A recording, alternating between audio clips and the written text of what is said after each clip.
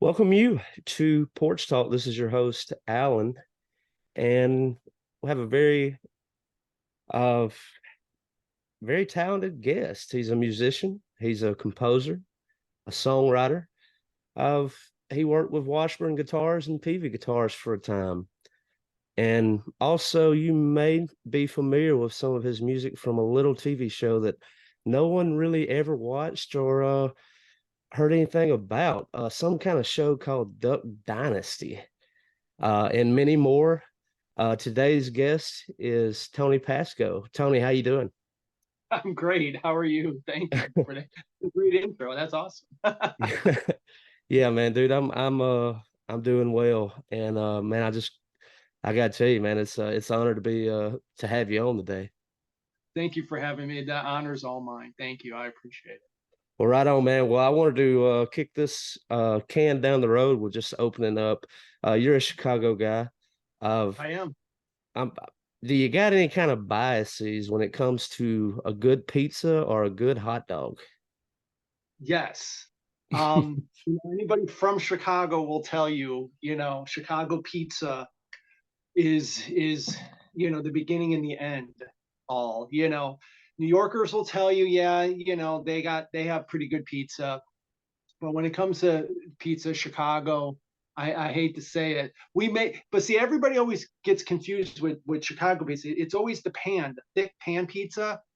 People are always, oh, that's too much, it's too big. Hmm. But Chicago's actually known for more of a thinner crust pizza. That is a certain type of Chicago pizza, but most Chicagoans, we're not eating that big thing. You know what I mean? So, Yeah. but yeah, you go downtown and there's a place called Due's or Uno's, um, right downtown in Chicago. Best pizza. It's fantastic. And then hot dogs. Now, we're known for hot dogs here. The Chicago hot dog. Um, you know, People have been known to to get arrested and to do many bad things if you put ketchup on a hot dog in Chicago. Ooh. On a hot dog. A Chicago dog has mustard, relish. It's got the celery salt. It's got all the other stuff, but giardiniera, all that kind of stuff, hot peppers, but not ketchup. That's You the know one thing you can put on just about anything in Chicago, but not a hot dog.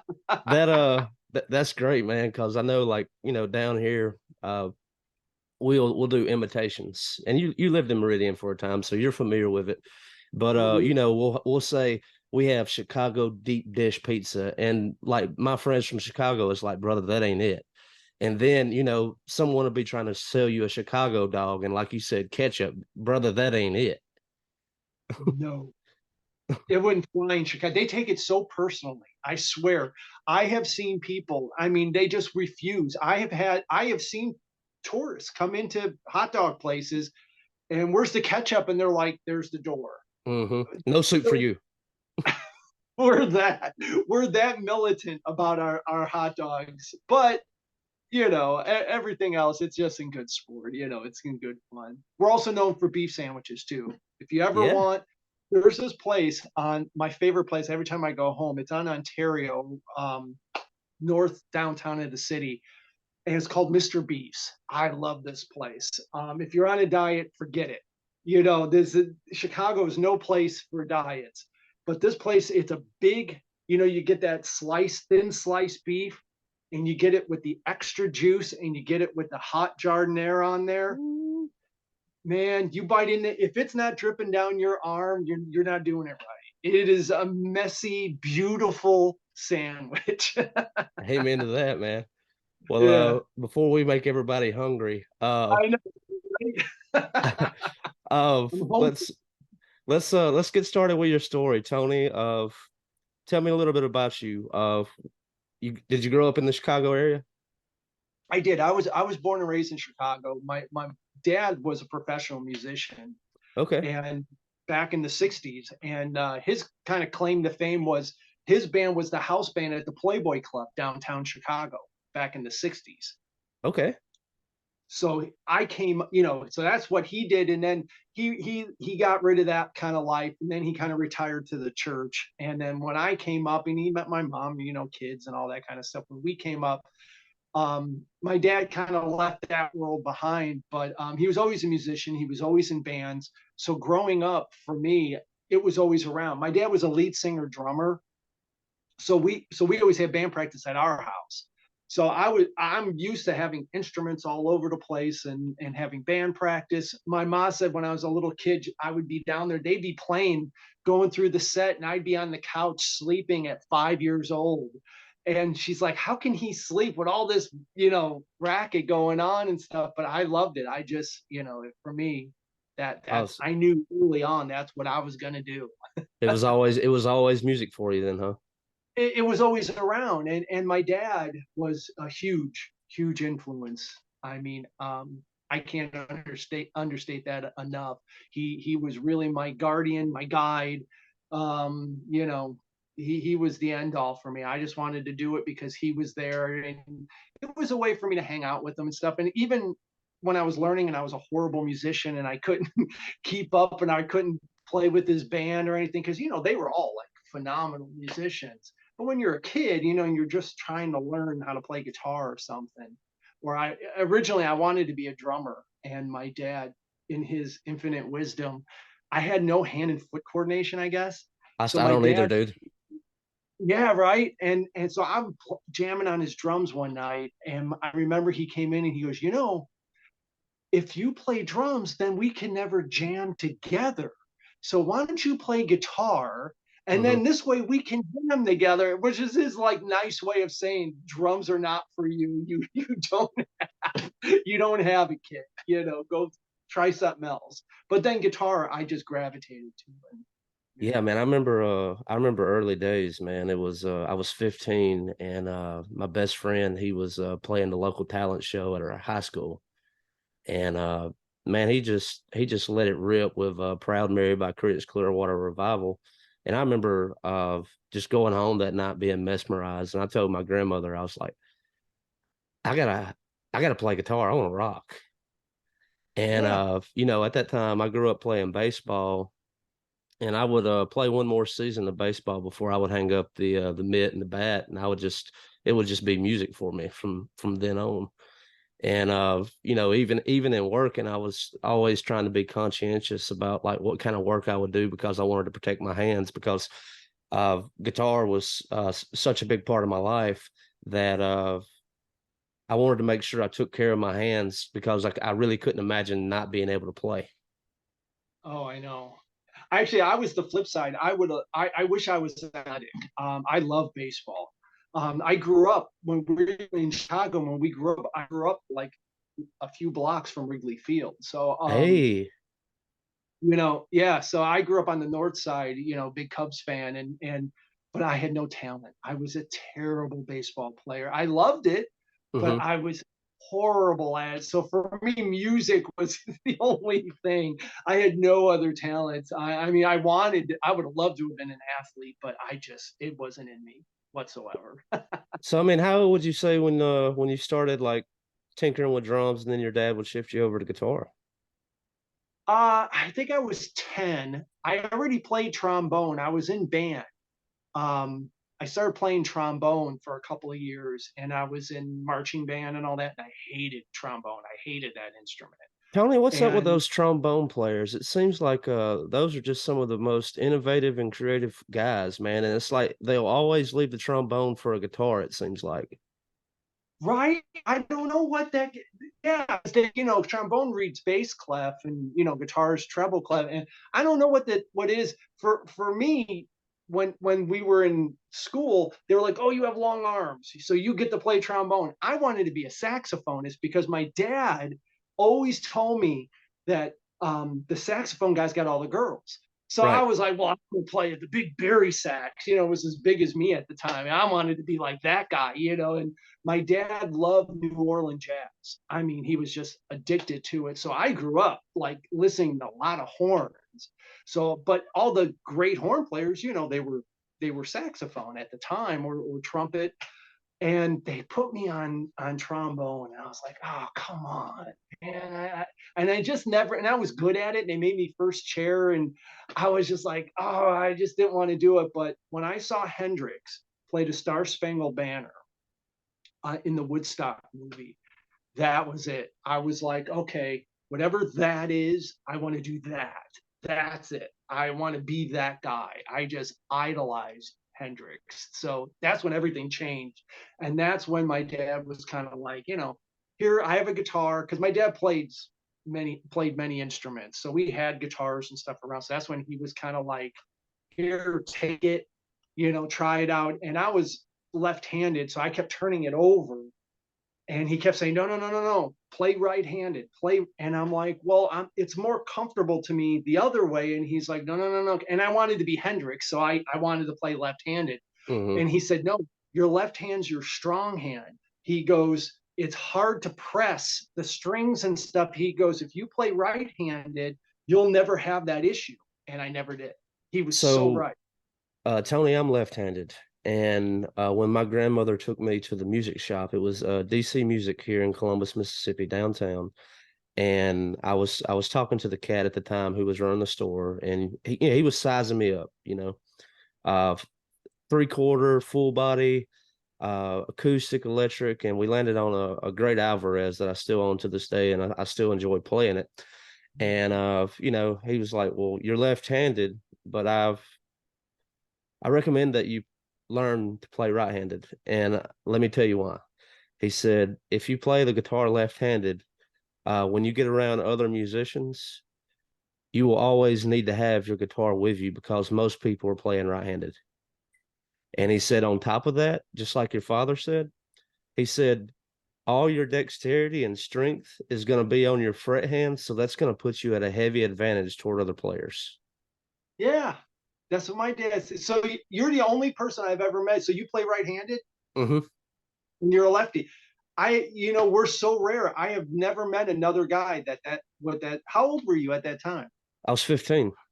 Oh, okay. See, that's fantastic. So we both had somebody that said, no, no, no, try it this way. And it's awkward, right? I mean, it was really awkward for me to do it that way, but Yeah. the practice, the easier it gets.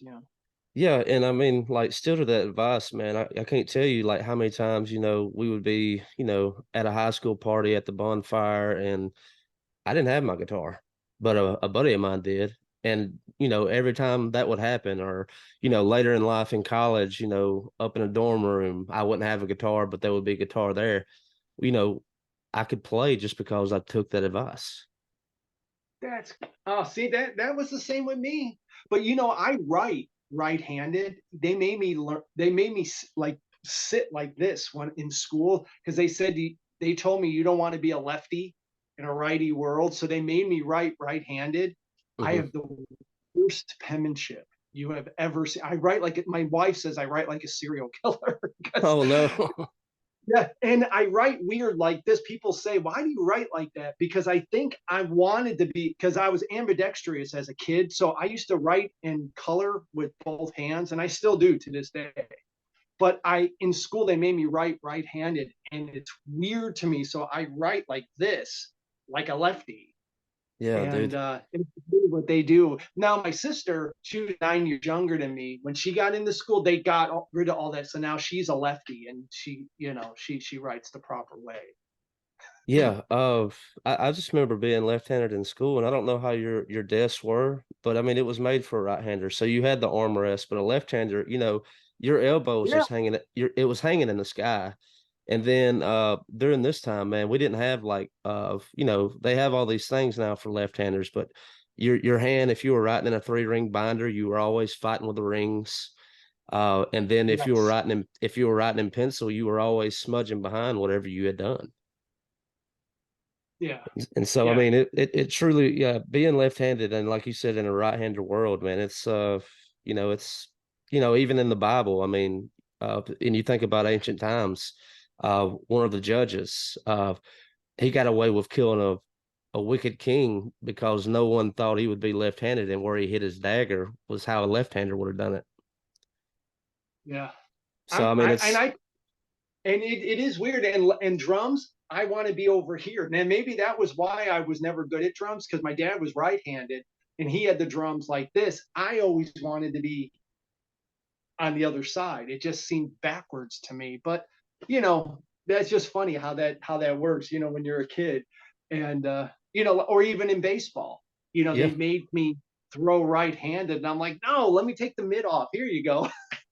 Hmm. I just better, but you know. Well, dude, just back to you and the old man for a minute. So, I mean, you mentioned that you would be in the practice rooms. Would you go on the road? Would you go to these shows with him?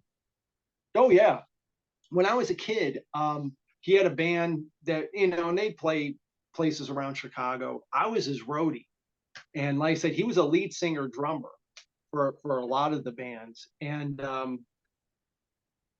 I was this weird kid. Instead of going to like sleepovers and stuff,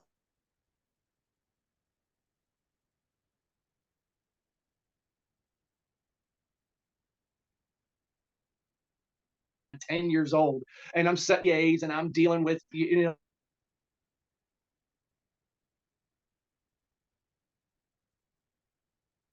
guitars, and I'm restringing stuff.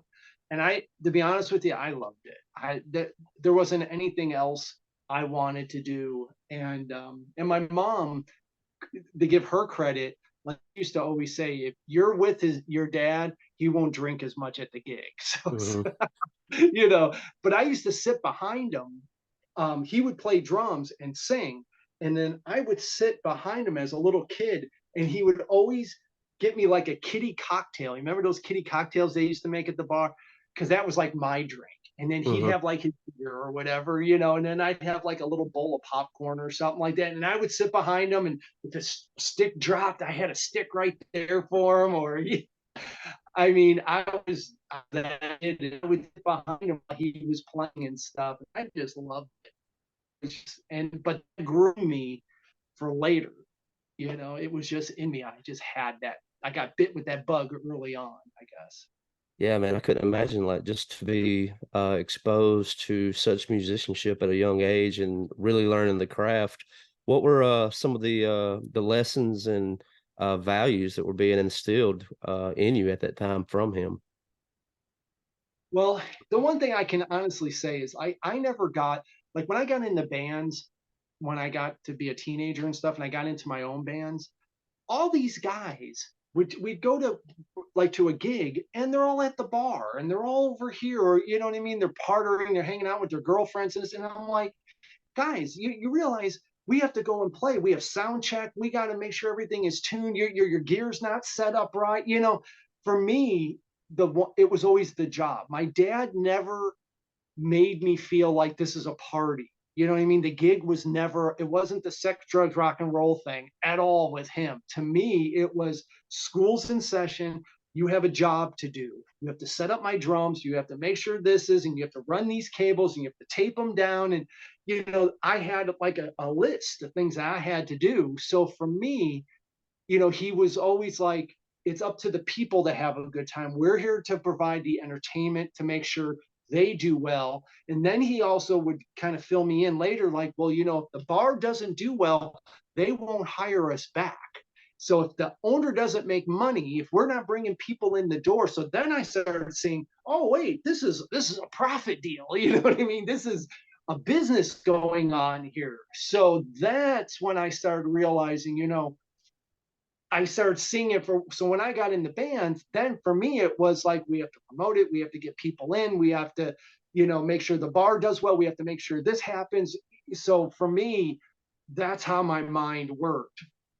It was a Yeah. get the job. It was how we made money, and that's what he taught me was, when you go into a place and you book a gig, it's your responsibility to make sure you put on a great show for everyone else. It's up to make sure everyone in the guy, and he goes, you don't play to the people in front. He goes, you play to the guy in the back.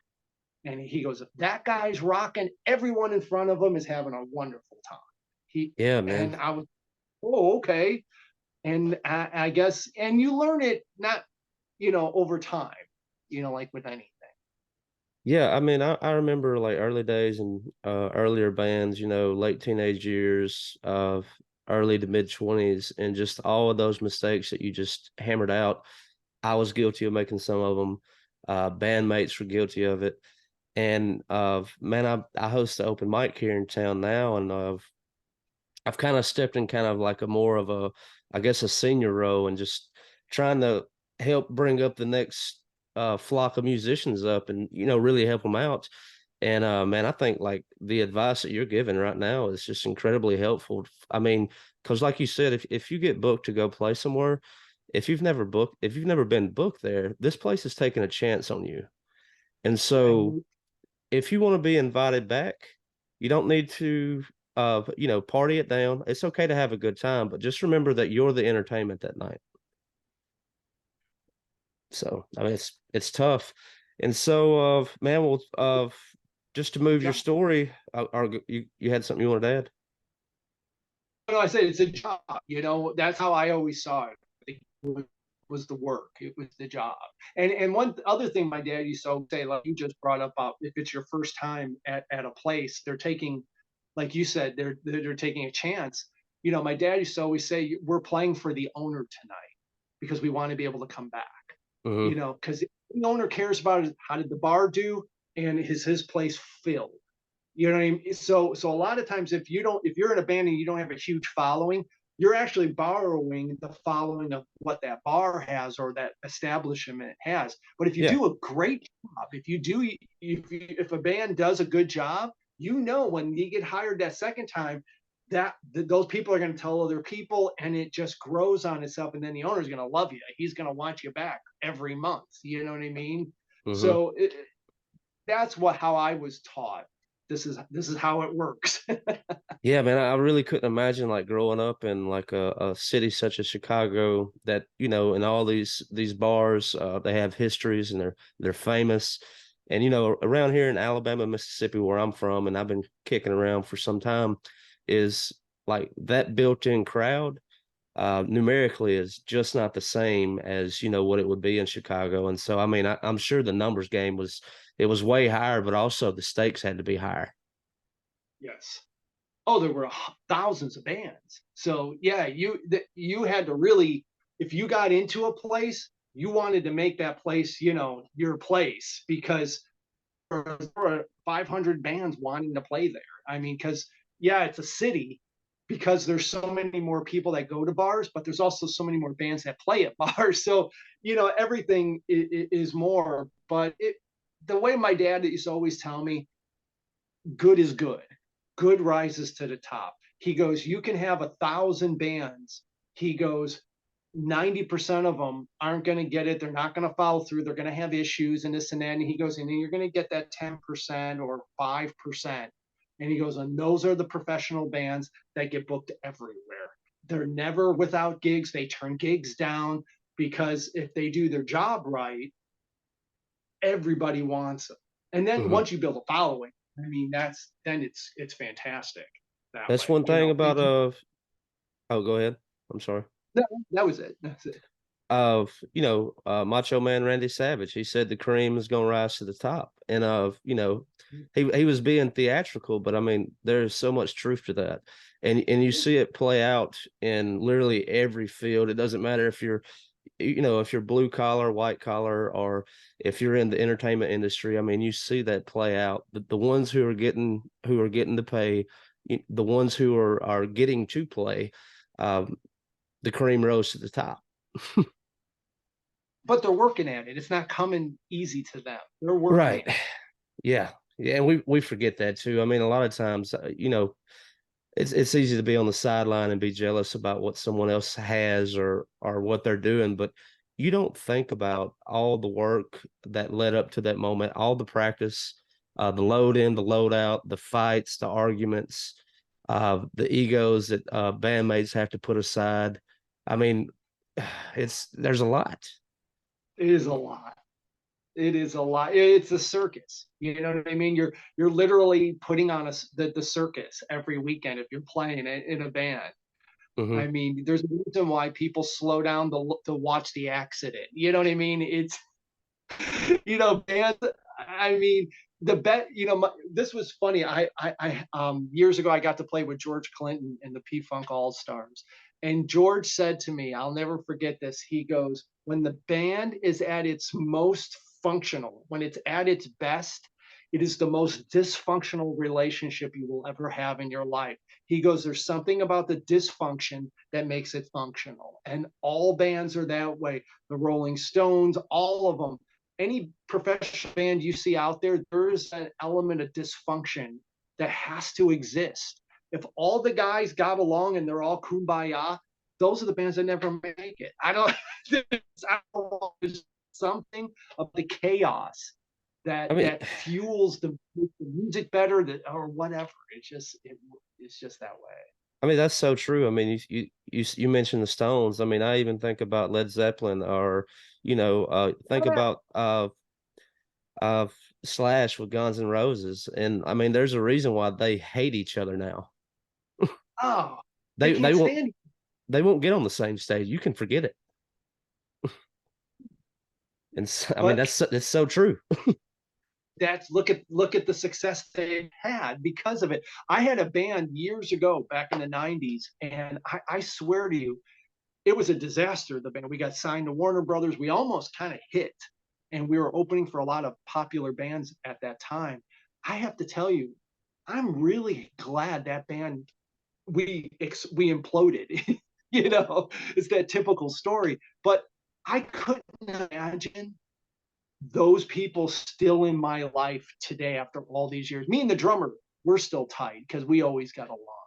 But the other people in the band, if I was still tied to them because we had some kind of hit or success or something after all these years, they're terrible people. They were horrible people then, but after all these years, it would be even worse. So in a way, it's kind of like, gosh, some God or somebody saved me from.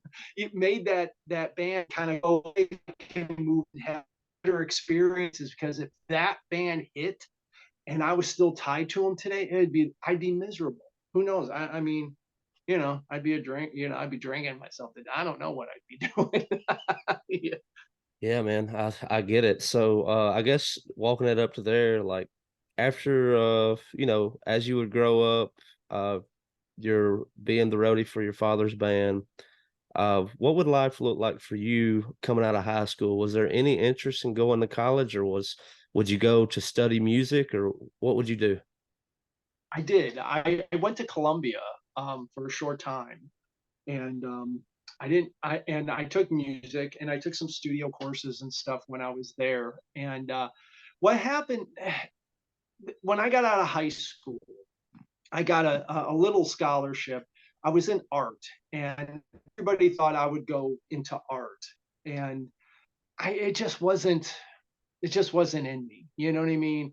So being a professional like graphic artist or something like that, I just lost the drive and the interest and stuff. And like one of my friends I graduated with, he works for Disney now. He's an animator for Disney, and we were in the same class. So everybody thought, well, he and I would do kind of that thing.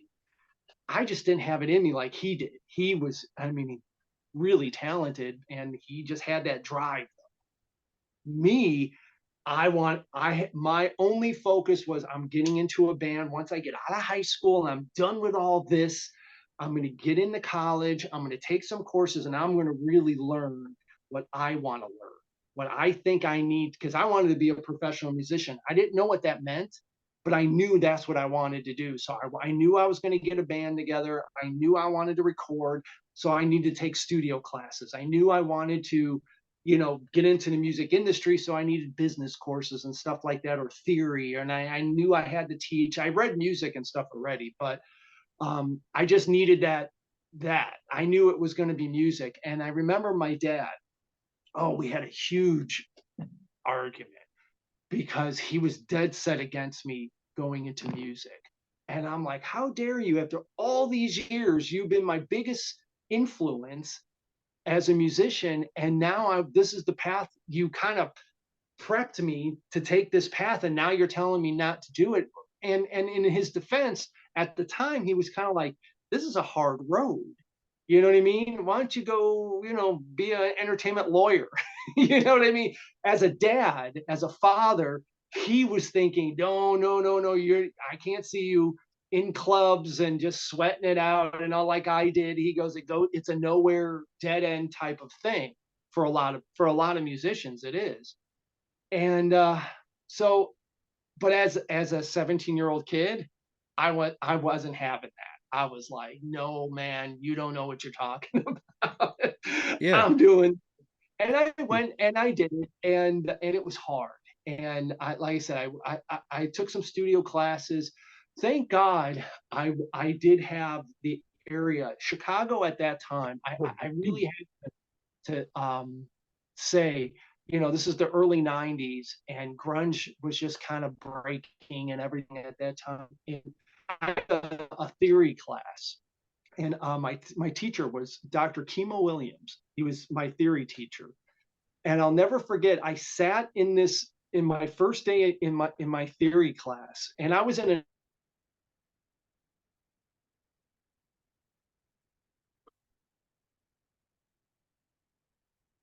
and I just got the Smashing Pumpkins were just coming out at that time. Their first album, Gish, you could buy it at the Columbia Books in Chicago. And I still have that CD still to this day. CDs were brand new at that time. And I remember I had it in my class because I bought credit. And I remember sitting in class, and he said to me, the teacher said, "Oh, that's Mr. Corgan. He took this class 2 years ago and failed." And he goes, and now he's got some band. You're never going to hear from him again. And I was like, "You're wrong, old man. You don't know.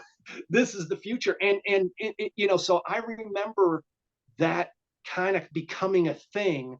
And I remember Chicago when I got my band. We were called Shrinking Violet, and we had a girl singer, and we did our whole thing, and we played everywhere, and we became the house band in Chicago, and we built ourselves up to that. So that became kind of the main thing, and school kind of was falling shortly in the background because we were hungry and we were getting, and we had and I have to have my drummer. I don't remember.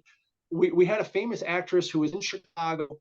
She was filming a movie, and we used to do this cover of White Rabbit by Jefferson. And we had a demo.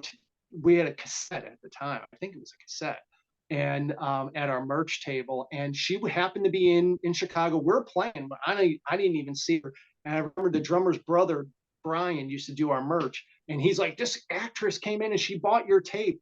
Well, she ended up liking our version of White Rabbit, sent it to Warner Brothers, and said, "We want to use this song in this movie that she was doing." Julia Roberts or somebody like that. It was an actress. It was right before she was before Pretty Women and all. So we got all on the back of our tape to Warner Brothers. They wanted to sign us to one of their subsidiary labels and stuff, and they threw us in the studio, and they want us to do this version of White Rabbit for this movie. Well, I ended up getting cut, and we got dropped, and the band imploded after that. But that was the direction for me. It was like that's what I wanted to do, and we ended up opening for the Smashing Pumpkins and Veruca Salt and a bunch of bands at that era in Chicago because they were all Chicago bands. So we got really lucky. We were on the bottom tier of all those great Chicago bands, but You were we were there. in the yeah, we were in the scene at the time. So for me, that was like, a drug dealer saying, here's your first hit for free, and now you got to pay for the rest of them. But I was hooked. And even when the band kind of fell apart and everything, I knew. I'm like, okay, this is just a stepping stone. I had to eat some crow with my dad and everything, and I had to kind of go move back home because I lost, we were broke and we made no money and all that kind of stuff. But it was that was the launch. That showed me, and I'll never forget. The guy at Warner Brothers said one thing to me, and I'll never forget it because I wrote all the songs and everything that we did. And he said to me, he goes, "You could be very good at this. Don't give up." He goes, "And just remember that, you know, it's a long road." You know what I mean? He goes, "We find yourself, find what you do." He goes, "This was one thing." He goes, "Now use this and go somewhere else, when then that'll be something, and then you'll use that to the next and the next. And that's just what I did. But that was an amazing time. It just as a kid, 20 years old, and it was funny. Abso- Absolutely, man. And just going back just a second, when you and your father were having that talk about him not wanting you to be a musician, I mean, what is it that they say? If you want to disappoint your parents, go into the arts. Yeah. I mean, even if it's great, I mean, some of that has changed, and I mean, we could go into a discussion of it's insane to me how much AI has influenced the art world here lately. I mean, you can literally have AI to make anything that you want. You just give it a prompt, and it will animate or draw it for you. It can make music for you.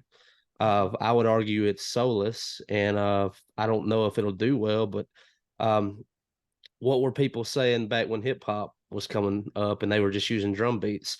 It's kind of that same thing. So I know we're sitting on the future, and even like over the years, the way that we used to record. If we are recording, and man, I used to get off on this. Uh, I mean, I made a Porch Talk record during COVID to where I traveled the Southeast and just recorded musicians in their kitchen or in their garage with that lo-fi sound because I was obsessed with the way that these musicians would talk about how they got a particular sound off of a particular song. It's like, oh, you want to know how this drum, how we got the drums to sound like this? Or and you even saw that in the recent Bohemian Rhapsody movie about Queen.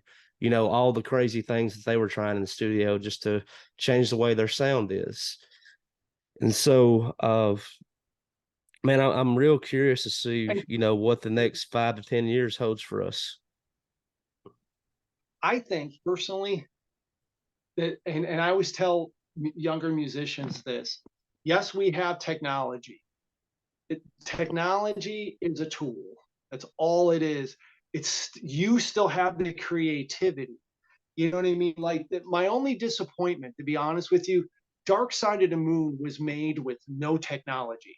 That album, Pet Sounds by the these innovative albums, you know what I mean, were made with no technology. The Beatles, with no technology. And it was like 4-track tape recordings, and they're flipping tape over, and it's just so barbaric, really. And now we have all this stuff that's a push button, and now nobody's creative.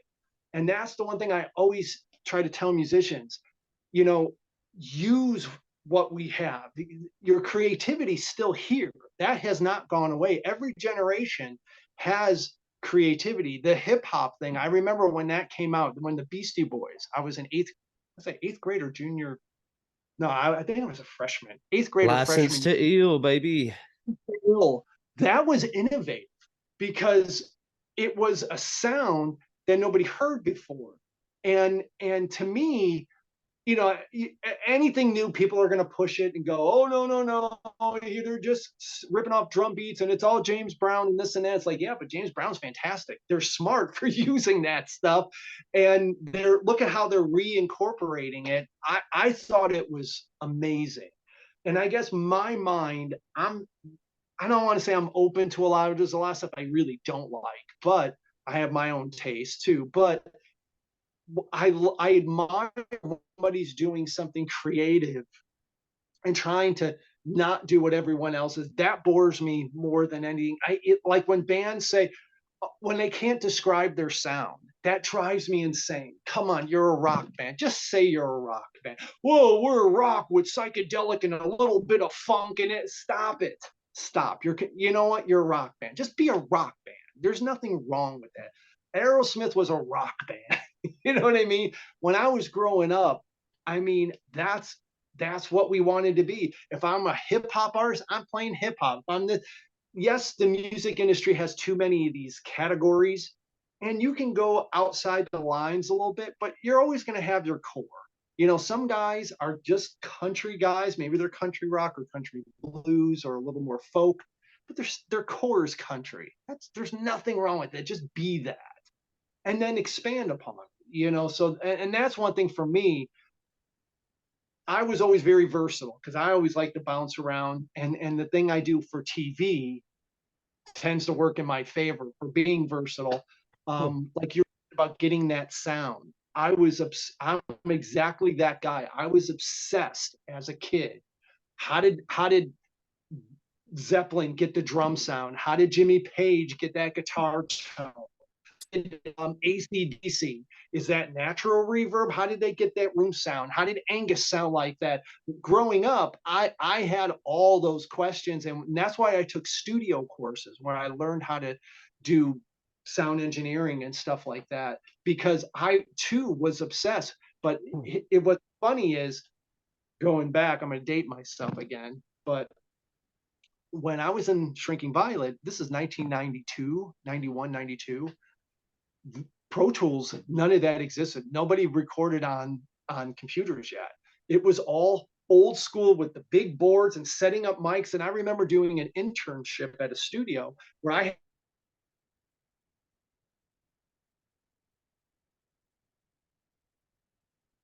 you had to line the machines up so they're together and all that. And I remember doing that. And then I remember my second year of college, I took the studio course, and my teacher said to me, I'll never forget this. He walked in the first day and he said, everything that I'm about to teach you is going to be outdated next.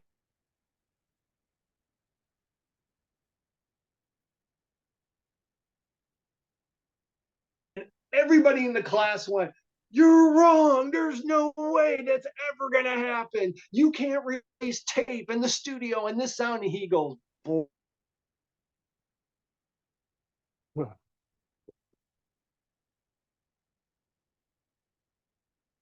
Next year, like 93, 94, ADATs came out and all this other stuff. And all of a sudden I was like, oh my God, he was so right. So I had to jump on that and learn that. But today, for what I do, everything I do is on a computer and a laptop and everything.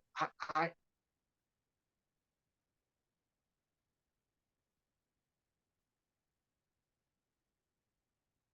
doing it the way I always do. And I think that's a mistake. I think it takes away from your creativity. It takes you, as a musician, you stop growing as a musician. So for me, I'm just kind of like, hey, this is the new thing. All right, Pro Tools. Oh, okay. Oh, plugins. Okay, this is cool. So I absorb it and I try to use it the best that I know how. I'm not an expert by any means, but you Oh, know, buddy. Oh, I like. me, me either. I use Pro Tools. I mean, that's how I produce this podcast. It's how I produce the music that I have online for people to hear. And I still go for that lo-fi sound I because love that's it. what and that's what I like. And Hmm. I've had friends of mine, other musician friends, is like, Alan, I'd like to work with you and like really produce this and you know, make it sound like it came from a studio, and you owe it to yourself. And I was like, if that's you, do you, boo boo. But that ain't me. That's not really what I care about. I, Of I you hear you. know, I'm into the old blues records, and I'm into like, okay, this was sound like it was recorded in a crummy hotel room. Most of them were right and left. That's all they had back then. And But look even how, with like, and even with some of the recordings that I do today, I mean, I still got an old Tascam, and yeah, only half of it, the features work anymore. I mean, it's just old technology, but there's something about it to me that really, I love the way it sounds. yeah. I hear you. I'll tell you this funny story with Duck Dynasty actually. When I did a record and it failed terribly, and but that record ended up being kind of my demo tape for this production company. And this production company, my record label at the time said, there's this hunting show, so they want music. And I was living in Meridian. So they're like, we want music from where you live, in the South there. And I said, oh, okay, blues, bluegrass, all folk country, I live in, where Jimmy Rogers is from. So yeah, I could do all that.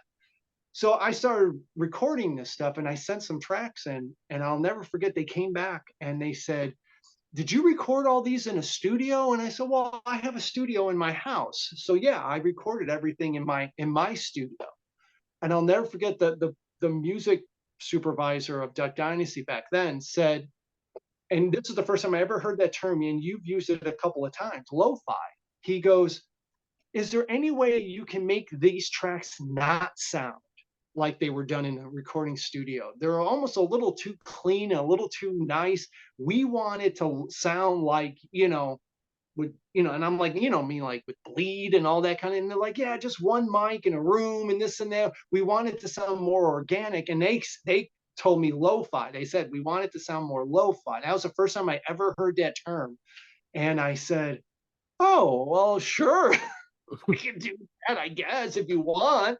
I mean, it's easy. So I started sending that in. That became my thing with Duck Dynasty, was this open mic, experimenting with just the rooms and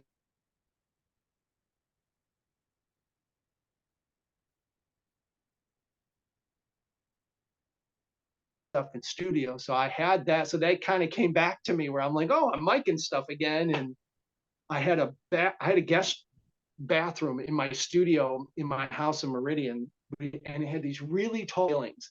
And when you go into the guest bathroom, it just echoed. And I was like, man, I'm recording all kinds of stuff in this bathroom. And sure enough, I mean, a lot of that, what you hear is not a plug-in. It is that bathroom with these tall ceilings, that echo that you hear. It just had a very cool sound in that bathroom. And I mic tons and tons of things in that bathroom. And it's just kind of funny now. I hear you watch Duck Dynasty, and it's like, yeah, that's me playing banjo, sitting on the commode in that bathroom. That's how I got that reverb sound, or like that kick drum that you hear a lot of times. You would hear this certain kick that I did in Duck Dynasty. Mm-hmm. You know what that is? This was the best thing. Again, I'm from Chicago. I'm living in Mississippi. I have winter boots. A lot of people in Meridian don't have boots, but I had them in the closet. So I was like, well, I want to do this click. So I put the click on, Pro Tools, and I put the click on of what I needed. And I went to that bathroom, I mic'd it, and just a 57.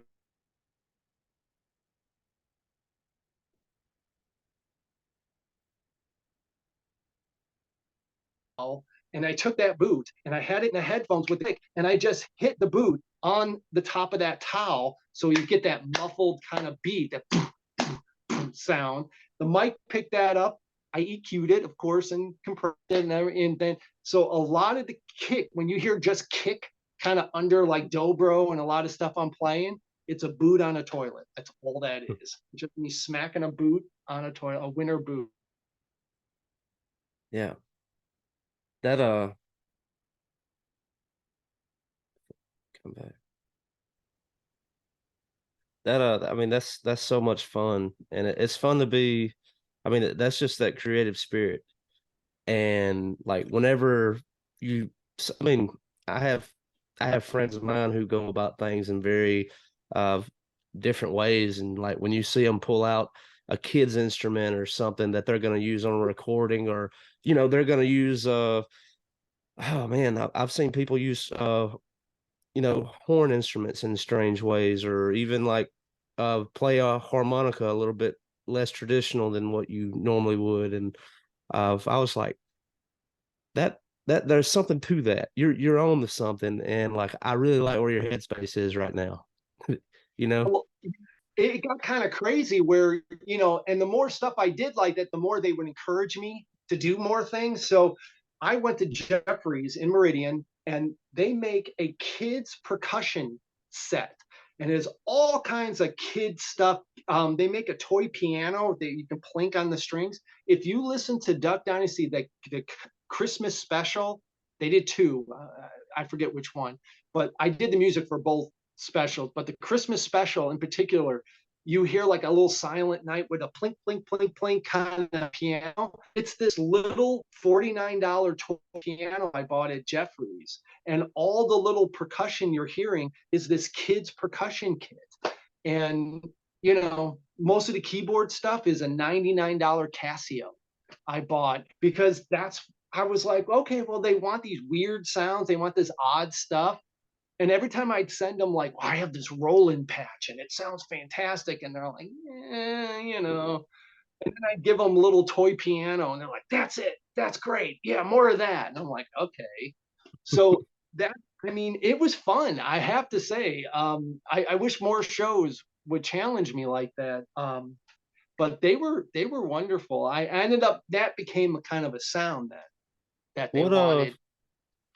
what other doors would that open for you as far as shows? I remember, Duck Dynasty back before it was on A&E, and then A&E picked it up and it seemed like everybody in the world was watching it. And so, I mean, like with you being on the credits, I mean, that had to open up other, places like A&E or different people who were producing content be like, hey, we got this guy named Tony Pasco. He's he's knocking it out of the park on this. Do you think you could use him? You know? Well, and how that works, like I said, I was signed to a label. The guys that own my record label was down Chip High and those guys. They owned my record label.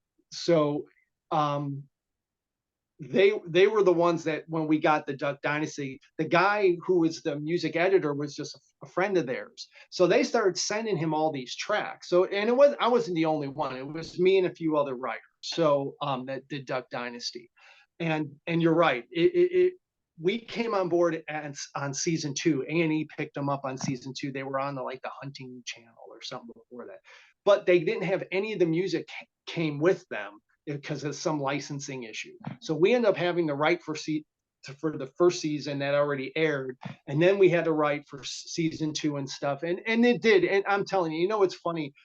They told me it was a hunting show. We had no idea it was going to be what it became. I mean, when we did the opening episode of season 4 of Duck Dynasty, I mean, we had 11.8 million people watching Duck No Dynasty big deal. we broke a cable record for the Yeah. most watched reality TV show at that time. I don't know if it still is, but it was insane. But you're right. Then I got caught off guard, to be honest with you, because I'm just doing the work. I'm just recording and I'm sending stuff in. And they needed tons of tracks. I mean, they would call me on a Friday. I remember this is honest to God truth. I'm in the car.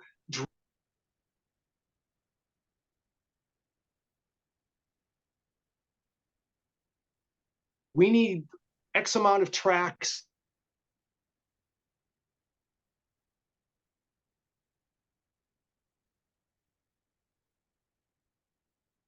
And you can't say no. You have to be all right. All right, hon, let's make a quick dinner and get back. And I got to get back to work. And I've probably done for Duck Dynasty alone, I think I'm around well over 1,200 tracks for all 11 seasons Ooh. that I did for Duck Dynasty. It was a lot of work, but Yeah.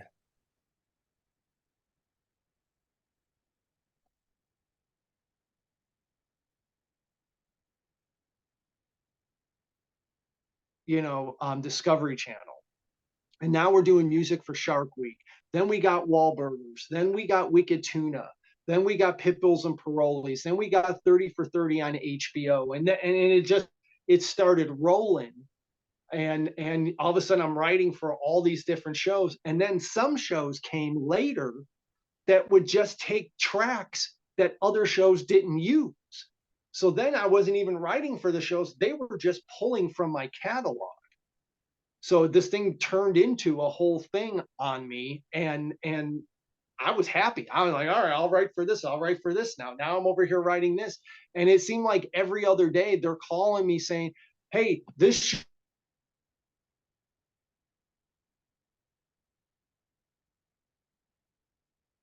And another guy goes, hey, they want, hillbilly music for over here, and they want this over here. And it's like, all right. And you just say yes and you go with it because I know how it is. before I had all the, people asking me for stuff. So I just took it as I could, and I just, plugged away, and it just kind of built upon itself. So I did over a little over 30 TV shows over these last few years, and Duck Dynasty is really the biggest one. And now when it went off TV, then it went into syndication.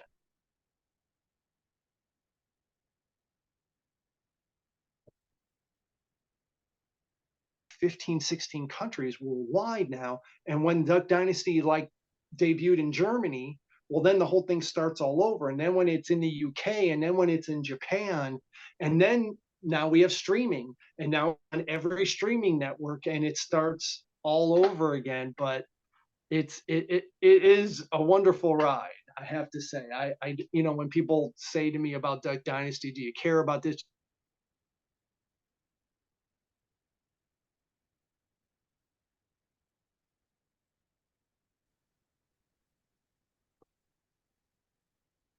I wanted to back up a little bit, Tony, back to Colombia, and what would happen after that? And how would you get hooked up with Washburn guitars?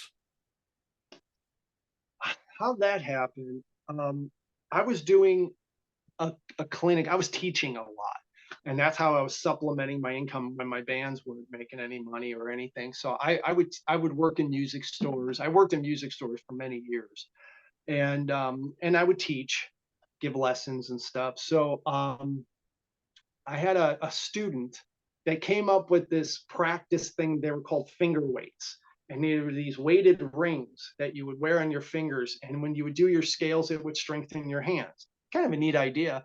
So he asked me if I would, he started this little business called finger weights.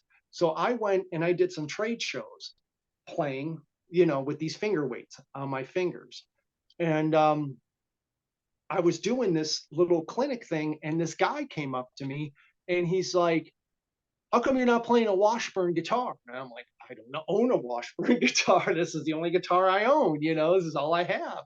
And he goes, well, stop by the Washburn booth. He goes, you need to have a Washburn guitar. And I was like, oh, okay. So I was just thinking maybe for the show, they were going to lend me one. And he did. He let me, play a couple and stuff. And his name was Larry English. And he was the vice president of US Music, which owned Washburn. So we were all from Chicago. And I remember he said, why don't you come out to Washburn? It was outside of Chicago, it was in Mundelein, kind of a suburb outside of Chicago. And he's like, come out to the factory. I'll give you a tour. We'll have lunch. And I'm like, wow, that's cool. Okay. So I drove all the way out there, and I met with him, and he gave me the factory tour and showed me how they make the guitars and all this and that. And I met this guy, Doug Reynolds, who ran Randall amplifiers, because they were also Randall. And Doug was, more my age and stuff. And he was a really cool guy. And so we had lunch and everything. I'm like, these are the coolest guys ever. This is really neat. Larry says to me, he goes, do you know what a product specialist is? I said, I have no idea. What is that? He goes, what you did for finger weights, I want you to do for Washburn. I need you to go and play our guitars and our amps, and you need to talk about why they're so great and what you like about them and don't like, and blah blah blah blah blah. And I was like, I can do that, sure, yeah. I go, that now that pays, right? He goes, no, it's a full-time gig here. I'm offering you a job. And I was like, that's amazing. So I get hired. Now the problem was the owner, Rudy, who owned Washburn at the time, he had this rule. Anytime anybody gets hired, other than a management type of position, you always start in sales. So he said to me, I'm not sending Tony out on the road until he has sales experience here and he knows how we sell guitars and all that kind of stuff. So I was a little like deflated, because I'm thinking I'm getting hired for one thing, and now he's putting me in this other position. But I said, I got in it, and I said, well, I worked in music stores. I know how to sell guitars. Well, he wanted me to learn their way. So he put me in this cubicle, and for like, I don't even think it was a year, I started selling over the phone, talking to dealers, and talking about the guitars and stuff. And my numbers were really good. I loved it, to be honest with you. All day I'm sitting around talking guitars with, music stores and hanging out at Washburn, and these guys were really cool. So finally they said, okay, we need to send Tony out. So I started traveling. So for 5 years, they sent me all over the world to do these clinics. I'm all through Asia, Malaysia, China, and Germany, and I mean, I went everywhere.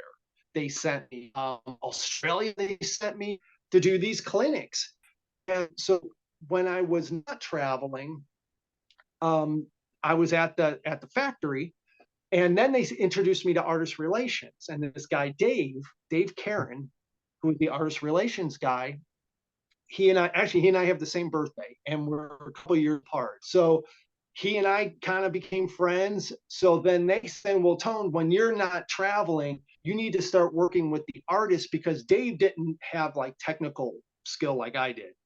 So I'm, oh, whatever they need. Well, I didn't realize they had Dimebag Darrell, Nuno Betancourt, they had Kiss, they had Anthrax. So all of a sudden now I'm hanging out with these guys, helping them with their rigs. I'm hanging out with Dimebag Darrell, setting up his guitars and going to clubs and talking to his techs, and it turned into this whole thing. And I'm like, okay, I like this. I'm not in a band, I'm not performing, but this was a whole other side to the music industry I didn't even know existed. And Dime, I got to know him, and he was like, well, if you're doing clinics on my guitars and this and that, well, you need to learn this. And he would show me stuff. He'd sit me down and he's like, hey, here's how I play this, and you need to learn this. And when you're doing clinics, you need to tell people I showed you this. And I'm like, all right, Okay. and then I'm sitting with Nuno Betancourt. Nuno Betancourt's giving me a guitar lesson and stuff and showing me how to. So when I would go out and do these clinics, then I could talk. Hey, I was just hanging out with Nuno and he showed this. People were just like, oh my God, really? Yeah. Yeah, So, people get really starstruck by that. well, it was wonderful. And then you find yourself that you're kind of on that same level as them, because now we're working together. I'm hanging out with, Danny Donegan from Disturbed. And so we're hanging with all these kinds of people, because now I'm hanging in artist relations. I'm playing, I'm doing the trade shows. These are the guys that Washburn deals with. So I got to learn quite a bit and how to be kind of like, in more of a helping, type of position where it's not about me. I'm not on stage being rockstar Tony guy. It was really cool working with these other guys, and I learned so much. Dime, that no one's going to tell you. He's probably the most naturally gifted guitar player I had ever met. Out of all the famous guitar players I have ever met, Dime, I did a lot of autograph signings and clinics with Dime, and he gets so drunk because he'd drink these, sevens and sevens, and he'd be so drunk. I remember one time we were doing an autograph sign, and I had to hold his hand so he could sign his kids, because that's how drunk he was. I mean, he was just all hunched over. But any kid, and he loved kids. Anytime a kid would come up with a guitar, he always had this rule: I'm not signing your guitar until you play a riff. You have to play, Pantera riff or something like that. And these kids they all knew, hey, I better come with my A game. And these kids would play it, and he just would love that. But I remember one time he could barely stand up. He took this kid's guitar, we plugged him in. He played Eruption better than Eddie ever played it.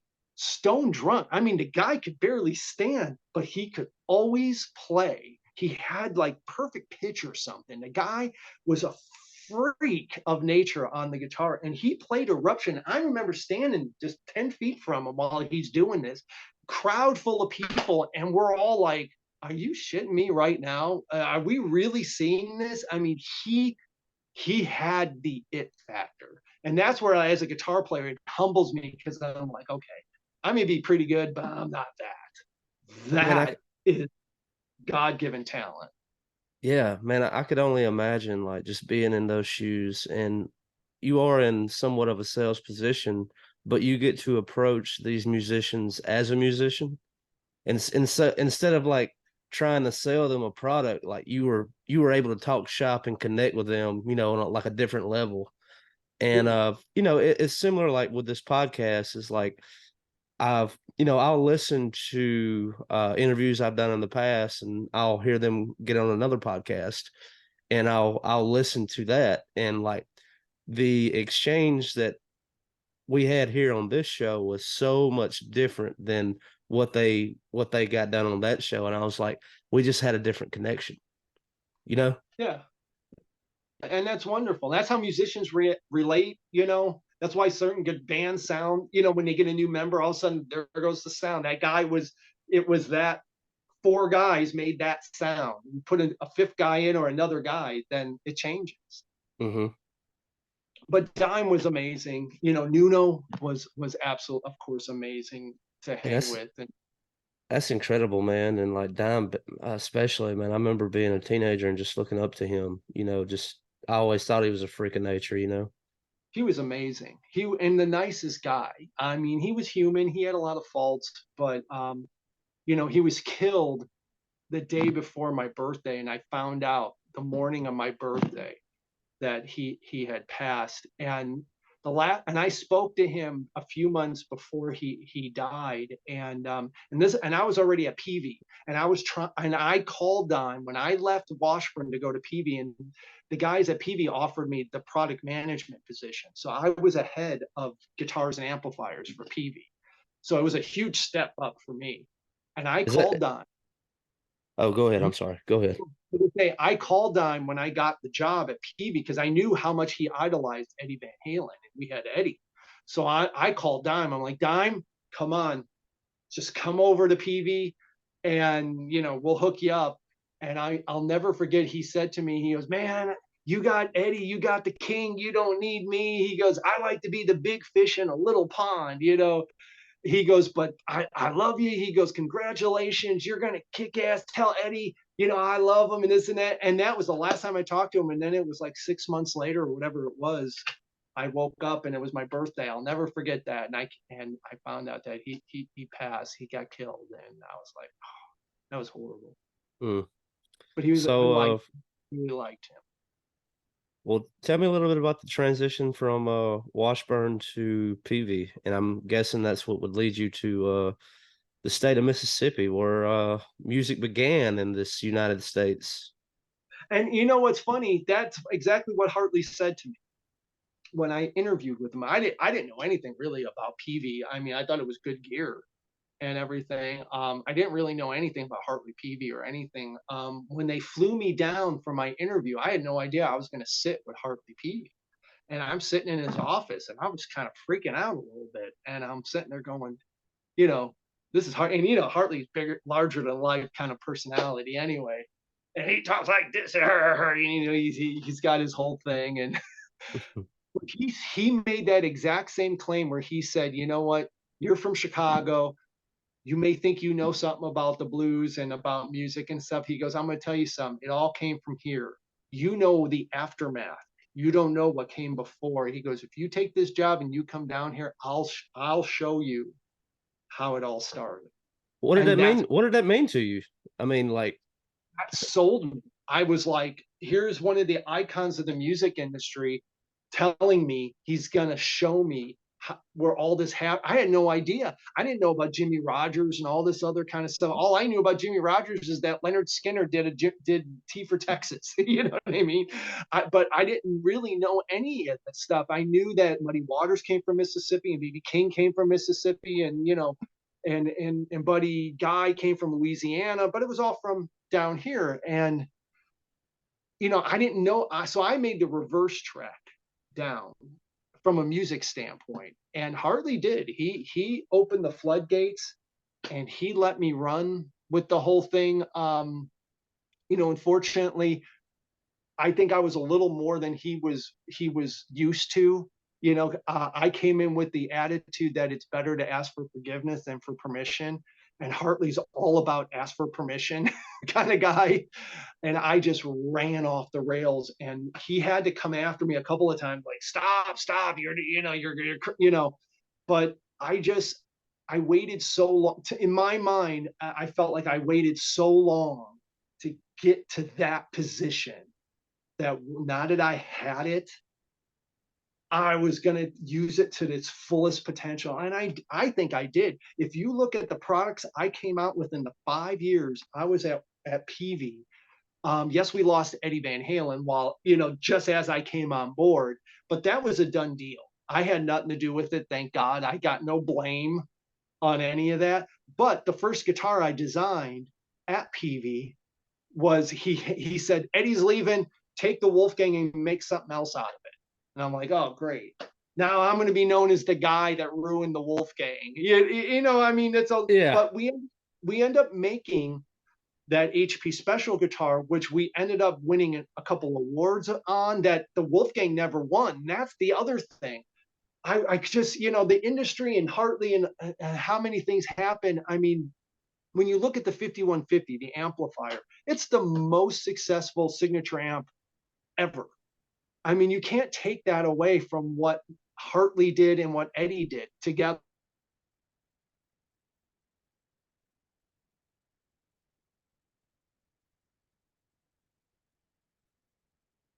I mean, that 5150 is iconic.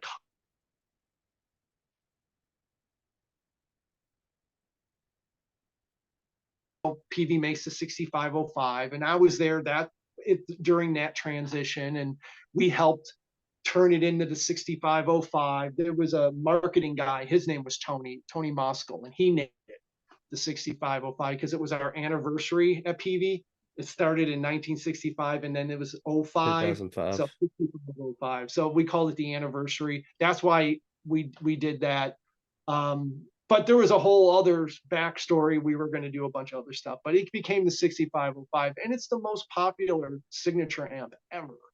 And Hartley, I mean, God bless him, Eddie wasn't easy to deal with, and Hartley's not easy to deal with. And then you get these two, you know, beings that, you know what I mean? They're both used to getting their way all the time, coming together, and not either of them were going to give an inch with each Mm-hmm. other. And I remember telling Hartley, I mean, it's Eddie Van Halen.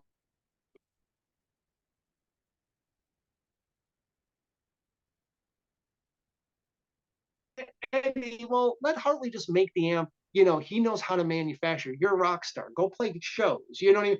No, no, no. I want it built like this. So you had these two guys that, you know what I mean? They were always going to bump heads, and after 11 years, it just went from bad to worse. So Eddie leaving was really a gun.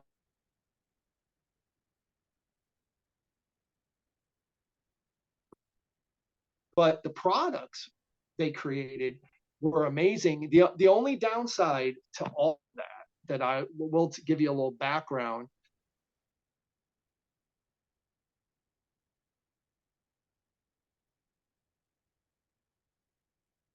A plan for Eddie wouldn't sign off on anything.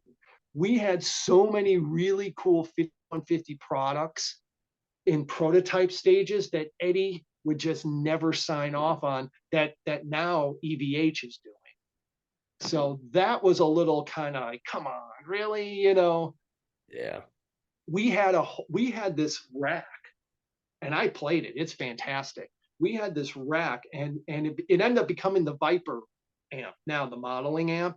But at the time, it was a 5150 rack, and it was two. It was a 2 or 4 rack space rack. It was huge, and it was the 5150 sounds. It was every Eddie tone throughout his career with all the multi effects, everything built in into a tube rack that you could put right in, and it was MIDI, foot switchable, all that kind of stuff. And Eddie went in and he programmed a lot of it.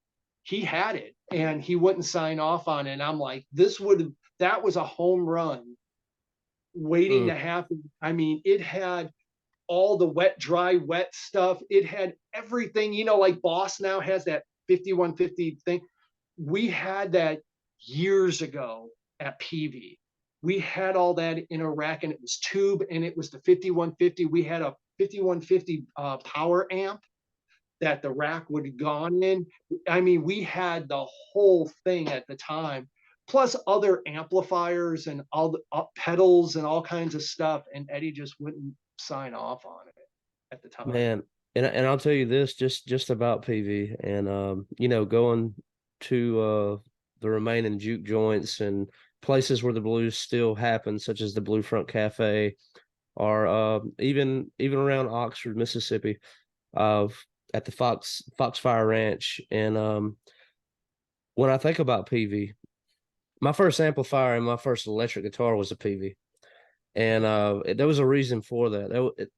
PV, it was a very iconic thing to be playing. I mean, like you said, I mean, it used to be Eddie Van Halen, and you would look at the people who played PVs, and therefore you wanted to play PV. And when I got older, and I really got invested in the blues, and uh, I wanted to know the blues, and I wanted to know what made the blues. And when I started digging into what an electric blues sounded like, everywhere I went, it was PV. Yeah, That was how they got that iconic sound. yeah, And so I mean, shout out to PV for that, man. I mean, they were yeah. Harley's that, is an amazing guy.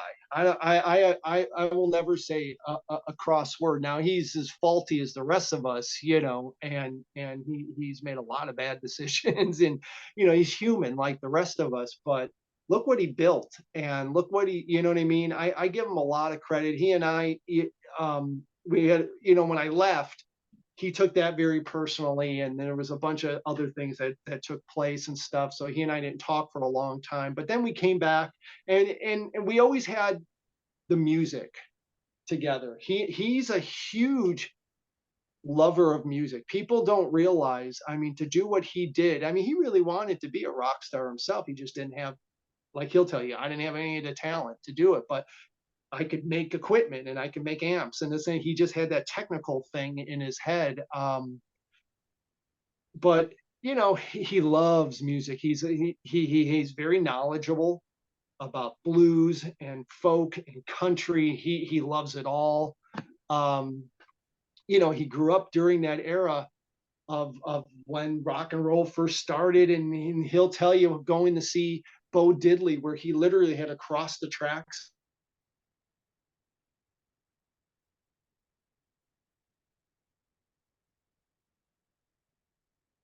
Bo Diddley, on the other side of town, and he wasn't supposed to be on that side of town at that time, but he had to go see Bo Diddley, and it was that show when he saw Bo Diddley. I forget how old he said he was.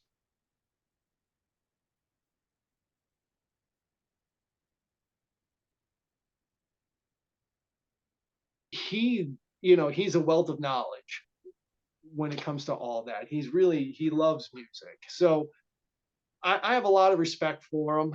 He's not the easiest guy to deal with, especially when you work for him. He's extremely difficult at times, but hey, aren't we all? You know, yeah.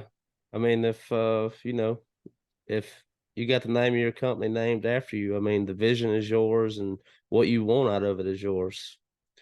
And so you want to surround yourself with people who have the similar vision as what you want. And I wouldn't accept anything less. I don't blame him. What the turning for me was when I left, because like I said, I was a bull in a china shop when I was there, and like I said, I was full force. I had all these doors open. I had all this access to everything, so I took full advantage of it. And I remember one time Hartley walked me outside the building, the main building,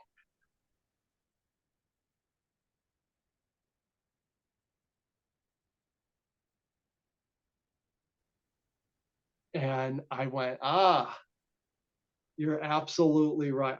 I totally get it. He goes, you work for me. It's not the other way around.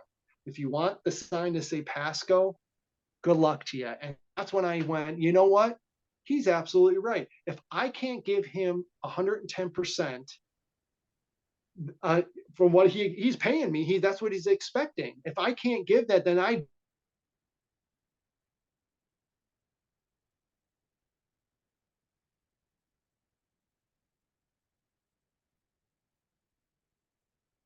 if you had your own business, why couldn't other businesses hire you to do all the stuff you learned how to do at PV and Washburn? He goes, you have this resume. And I went, really? Oh, that's interesting. So then I started thinking, well, maybe it could say Pasco up there someday. So that's when I left and I started my own business, Pasco Consulting, and I ended up working for Blackstar.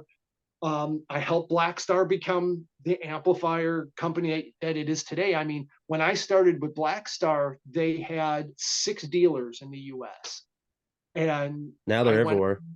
yeah, I went on the road and I started playing and I started showing off all these amps, which were great. And the guys at Blackstar are fantastic, they're wonderful people. We I mean, all got along yeah, really well. they're great amps. They're great amps. And so then I helped them. And then I went to Mad Professor. And then I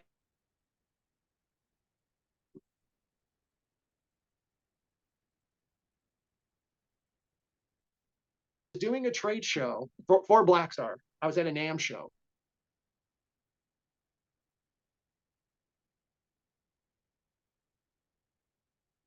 Um, Come into the Blackstar booth. Let me show you these amps. I played the amps for them. And I did my little demo. And Eric says to me, he goes, how come you don't have a record out? Do you have a band? I said, no. I go, I just, do my own thing. And he goes, we're starting a label and we need some guys to put out on a label. Why don't you do a record? Why don't you send me some tracks?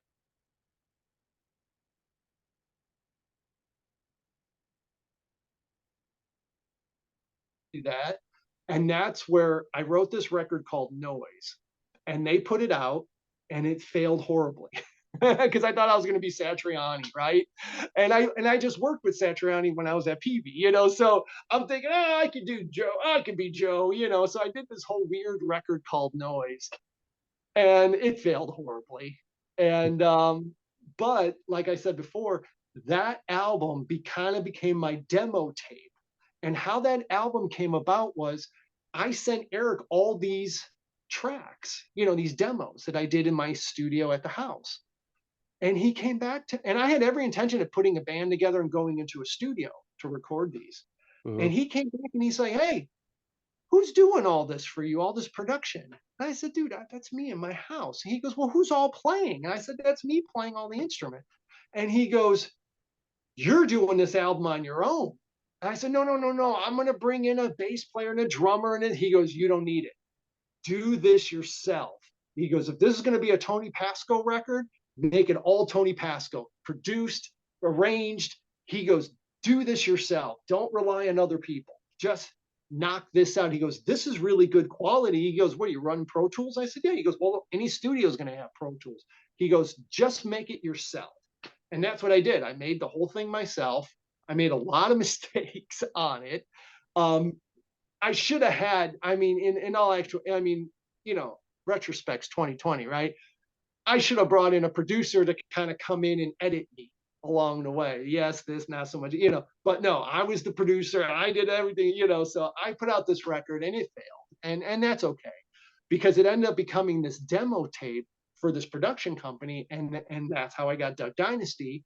And and then it just rolled from there. So because I could do all my own production, that's when the guys at Warrant sat me down and said, listen, maybe putting out records like you're not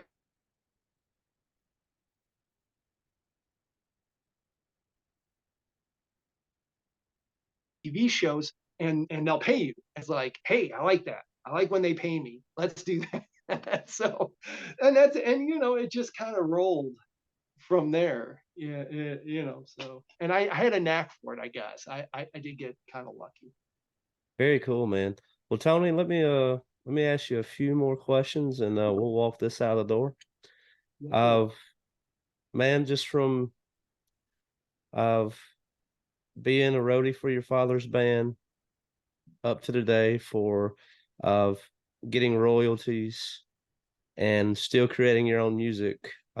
Man, what's some of the advice that you would give to a young knucklehead who's trying to cut his teeth in the music scene?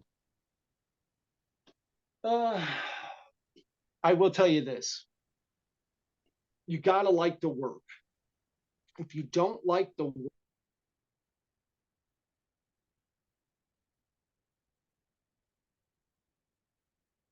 you got to get into the trenches. You got to like that part of the industry.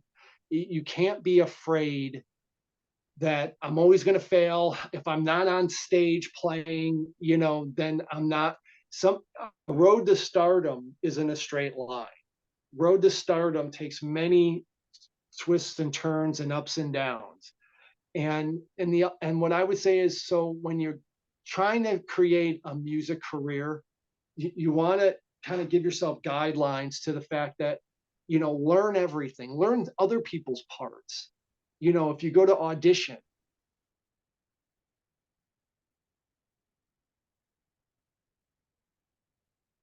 people will want to hire people that they like and that they can depend on. I've gotten gigs only because maybe I was the only guy there, or I was the only one that could read music. The other guys were 10 times better guitar players than me, but they knew, well, hey, Tony, he showed up early, he learned everybody's parts, and you know what I mean? He could read. So he's good enough of a guitar player. It doesn't come down to talent. No, everybody has talent. Once you get to a certain point in the music career, everybody's talented. It comes down to, do I like you? Can I depend on you? Are you going to stab me in the back as soon as somebody else comes along? You're going to keep me, you're going to let it becomes that part of it. So you got to learn how to talk to people, how to relate to people. You gotta keep an open mind. You got to have that work ethic about showing up and doing the job. You may get a gig where you don't have a tech.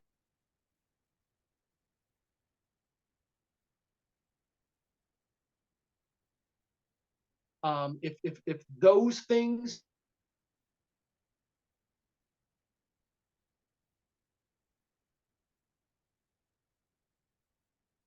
fall into these pitfalls,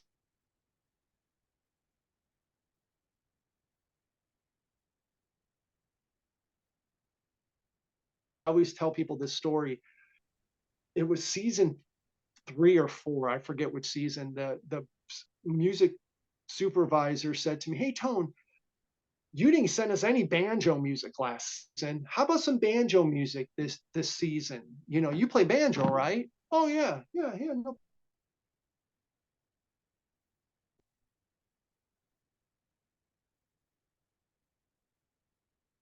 I never played banjo ever in my life. My father-in-law all of a sudden owned some Baldwin banjo he had in a closet. I pull it out, I pull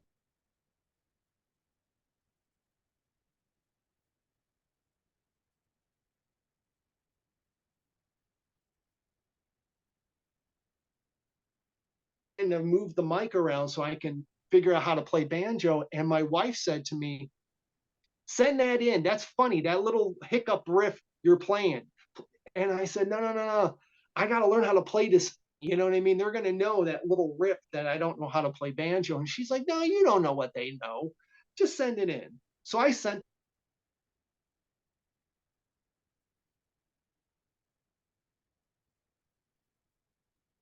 hiccup, that little hiccup banjo thing you see with Psy. That became kind of his theme music. I got Oh, paid. Yeah.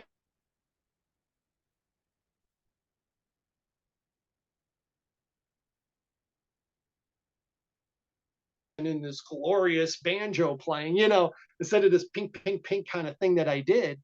But and realize was when you put it on screen and he's walking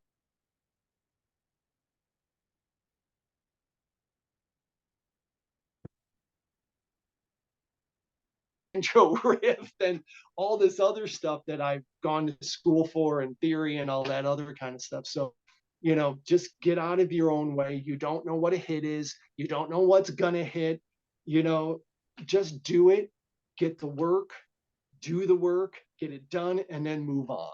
You know, that would be my best advice to anybody.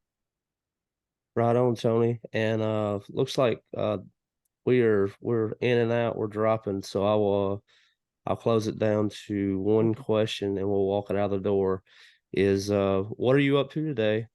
I understand that you have an album coming out, and please plug your website and any way that people could follow along with your journey. I have a new TV show that's going to be coming out next year called Tony's Backstage Pass, and it's behind the scenes of the music industry. And I interview people and we do performances and all kinds of stuff. So that'll be coming out next year. And we're doing a little bit of a crowdfunding thing that'll be coming out soon. So if you hit my website, tonypasco.com, or if you want to see more of the show, it's tonybackstage.com. The album I have is called Duck Days. It's actually songs from tracks from the show. And what I'm doing is I'm actually giving the album away for free. So as a free gift. So when people kind of help us with this crowdfunding thing, you get the album as a free download. Very So cool. back on our social media, come to tonypasco.com, tonysbackstage.com, or on my social media, Tony's Backstage Pass. See some of the cool things we have going on with the show, and please help us with the social media. We could really use your help, and come and grab the album. It's a good album. It's actually